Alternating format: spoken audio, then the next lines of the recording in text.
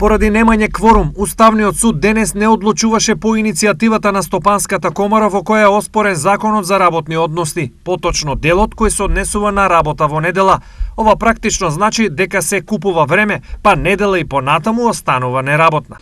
Рефератот на овој предмет гласеше да не се поведе постапка, што значи законот да остане во правниот поредок, односно недела да остане неработен ден, освен во дејностите за кои е исклучок и кои се предвидени токму во овој закон.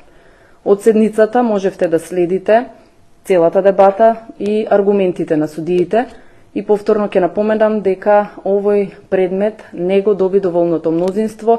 Еден од судиите, како што слушнавте, се изјасни дека нема да го поддржи рефератот. Ова според синдикатот не е никаква охрабрувачка вест, туку продолжување на неизвестноста на работниците. Се уште неизвестноста постои со овој закон, кој што и понатаму продолжува.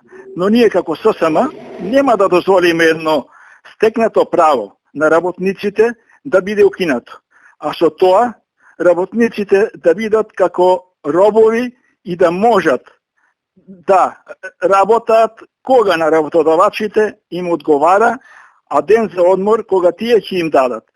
Законот за неработна недела се однесува на сите, се исклучок над 40 дејности за кои е оценето дека прекинот на технолошкиот процес е невозможен и е во интерес на граѓаните. За нив предвидена е двојна дневница и друг слободен ден.